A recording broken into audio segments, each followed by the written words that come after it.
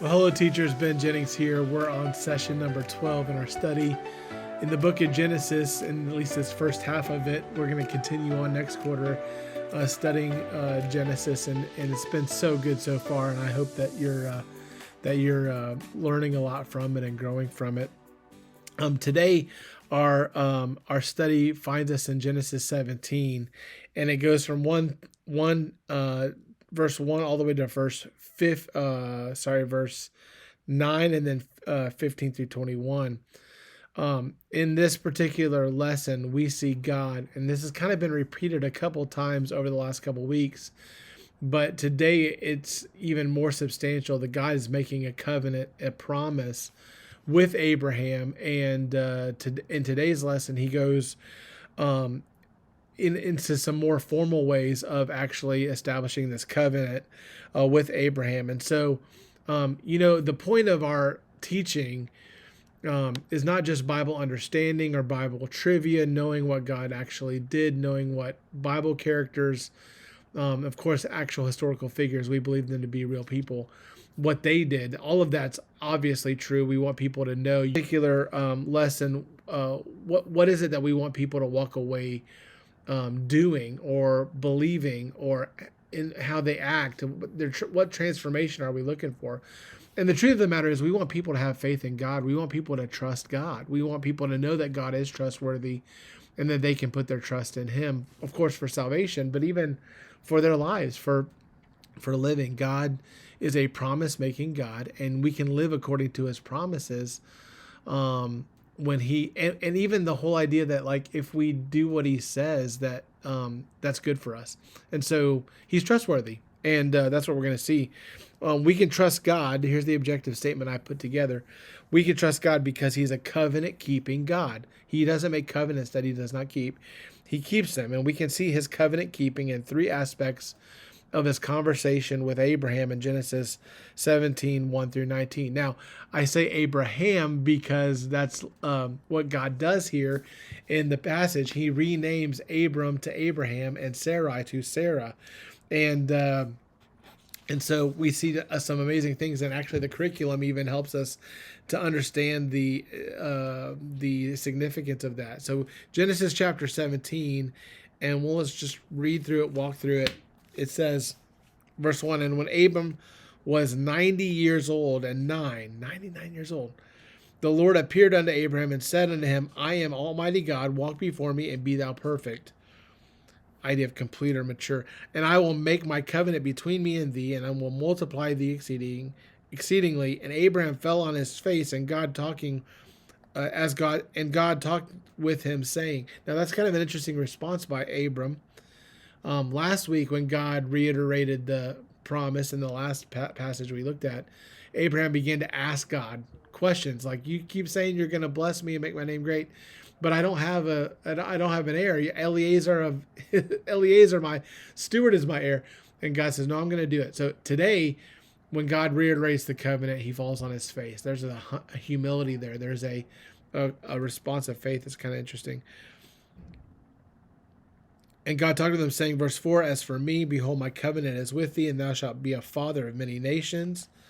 Neither shall thy name any more be Abram, which is blessed father, I think, but thy name shall be Abraham, which is father of many. So it goes from just father to father of many, which is exactly what's going on here. I think in the particular lesson, I might have to edit this a little bit, but it literally tells us exactly what that is.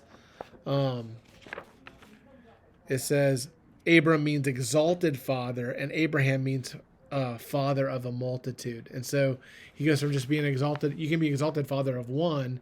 He's the exalted father of a multitude, which is exactly what happens. He keeps going on.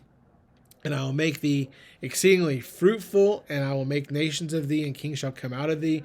Then I will establish my covenant between me and thee and thy seed after thee and their generations for an everlasting covenant, to be a God unto thee and to thy seed after thee.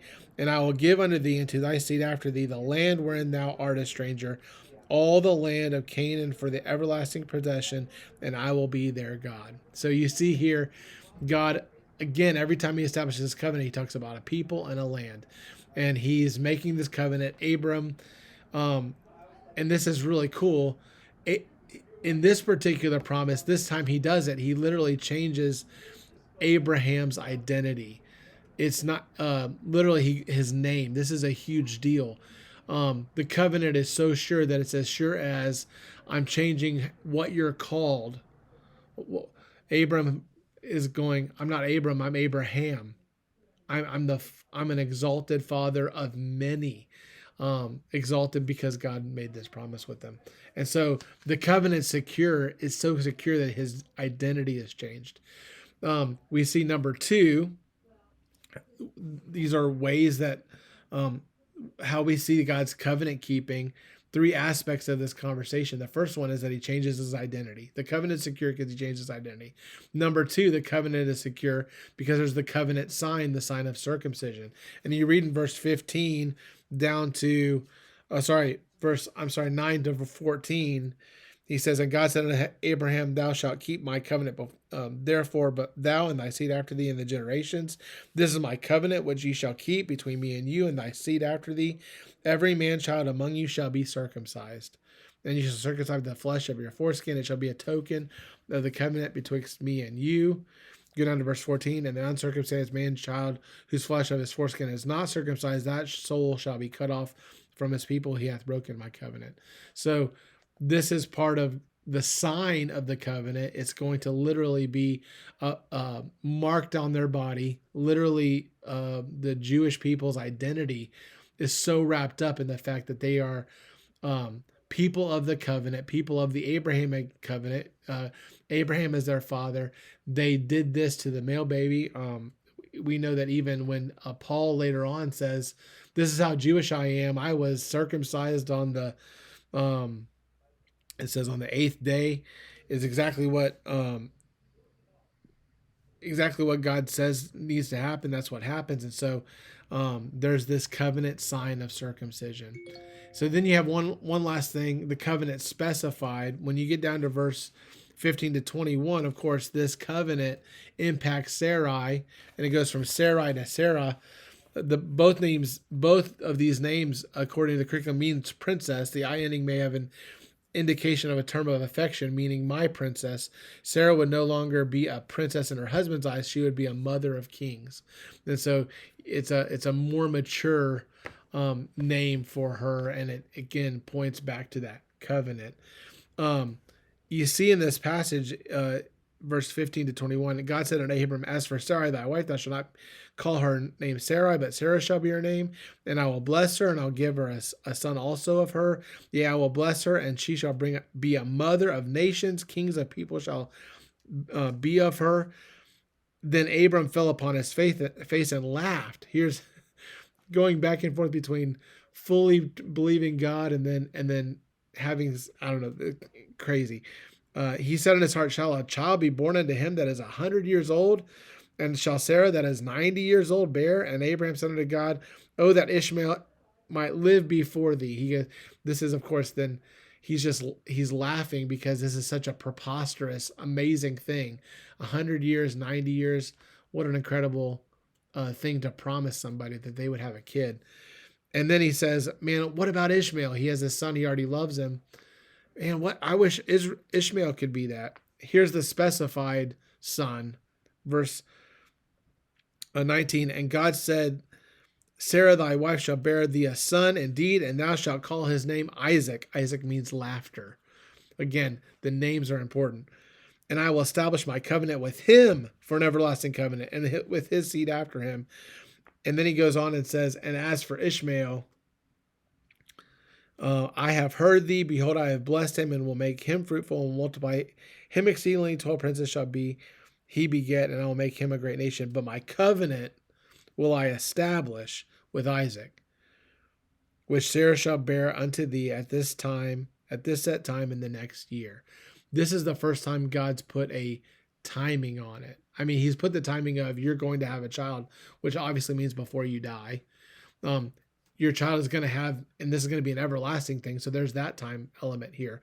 But now he's saying, for you to be the father of many nations, you got to have a child. And Ishmael is not going to be the child of covenant. The child of covenant is going to be Isaac. and I'm going to continue my covenant with him. I will bless Ishmael. He will be blessed.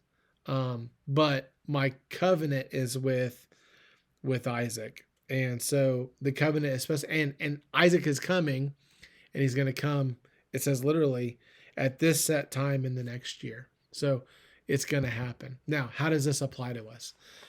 When God makes a promise, he keeps it. And even though we don't always know the details of it, it secures identity. When we get saved, we get a new name. There's circumcision of the heart. There's this Holy Spirit that is a sign of a sealing of our covenant, this new covenant that's come. And then we have the covenant specified, this son. There's a time where what happens, what's promised is delivered. And those of us who are waiting on God's promises, there's some of those things that God has promised to us, and we may get doubting, oh, when is this going to happen? One specific one is when Christ, when are you going to return? He's going to return. And when we die, to be absent from the body is to be present with the Lord. So I hope this helps you with this lesson. We can trust our promise-keeping God. He will come through. He will do what he said. I hope this helps you. Have a great day.